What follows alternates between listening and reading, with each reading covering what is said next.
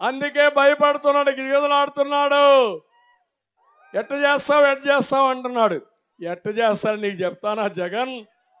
సంపద సృష్టించడం తెలిసిన వ్యక్తి నేను. నాకు తెలుసు ఏం చేయాలనో.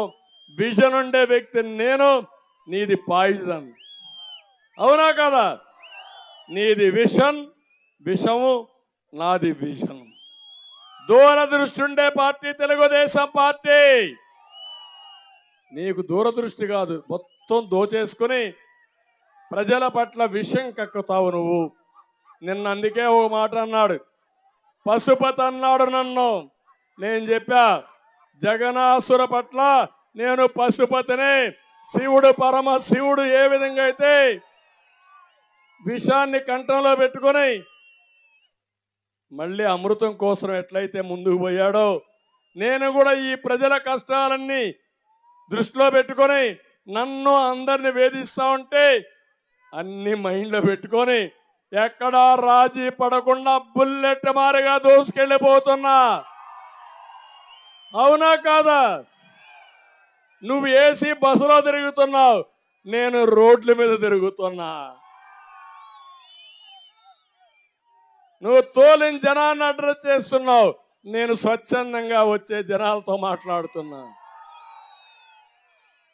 నువ్వు నాటకాలు వేస్తున్నావు, నేను స్వచ్ఛందంగా అందరితో మాట్లాడుతున్నానని చెప్పి నేను మీకు తెలియజేస్తున్నా. మా ఆడబిడ్డలకి తల్లికి వందనంలో ఏం చెప్పాడు ఆ రోజు ఈ ముఖ్యమంత్రి? ఎంతమంది పిల్లలుంటే అంతమందికి 15,000 ఇస్తున్నాడా లేదా? ఈయన భార్య వచ్చి కూడా చెప్పిందా లేదా? ఉన్నాయా లేదా రికార్డు? ఇచ్చాడా మీకు ఆ డబ్బులు? ఒకరిని ఆంక్షలు పెట్టాడా లేదా?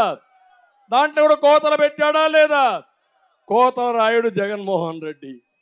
ఇప్పుడు ఆమె ఇస్తున్నా ప్రతి ఒక్క మహిళకి చెప్తున్న, ఒక బిడ్డ ఉంటే 15,000, 2 బిడ్డలుంటే 30,000, 3 ఉంటే 45,000, 4 ఉంటే 60,000 ఇచ్చే బాధ్యత నాది. ఎవరు పేదవాళ్ళ మనిషి? ఎవరు పేదవాళ్ళ మనిషి? ఎవరు పెత్తందారి? జగన్ పెత్తందారి, దేశంలోనే అధిక ధనవంతుడైన సీఎం. మూడోది, ధరలు పెరిగాయి, ధరలు తగ్గిస్తా. మా ఆడబిడ్డలకు 3 గ్యాస్ సిలిండర్లు ఇంటికి పంపిస్తా.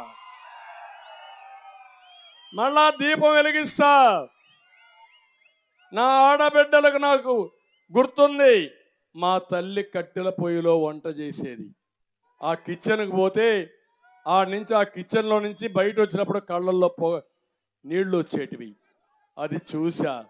అది చూసిన తర్వాత నా మనసులో ప్రగాఢంగా ఉండేది, నా అక్కలు చెల్లెళ్ళు, నా ఆడబిడ్డలు, మా తల్లి పడిన అవస్థ పడకూడదని నేను మీ అందరికీ ఎత్తికి దేశంలో మొట్టమొదటిసారిగా వంట గ్యాస్ ఆడపిల్లలకి ఇచ్చిన ఘనత తెలుగుదేశం పార్టీది. మీరు ఒక్కసారి నా ఉపన్యాసాలకు వెళ్ళాలి. నేను చెప్పేవాడిని, ఒక మాట చెప్పేవాడిని, తమ్ముళ్ళు ఇప్పుడంతా మీకు వంట గ్యాస్ వచ్చింది, మా ఆడబిడ్డలకు పని ఇచ్చాను, డబ్బులు సంపాదించే మార్గం డాక్రా సంఘాల ద్వారా చెప్పాను, ఇంట్లో వంట గ్యాస్ వచ్చింది కాబట్టి కాఫీ పెట్టడం, బిర్యానీ చేయడం పెద్ద కష్టం కాదు, మీరు సిద్ధంగా ఉండండి అని చెప్పానా లేదా? ఆ ఉపన్యాసాలు కూడా ఒక్కసారి గుర్తు చేసుకోవాలా మీరు. అది నా క్రెడిబిలిటీ, అది నా బ్రాండ్.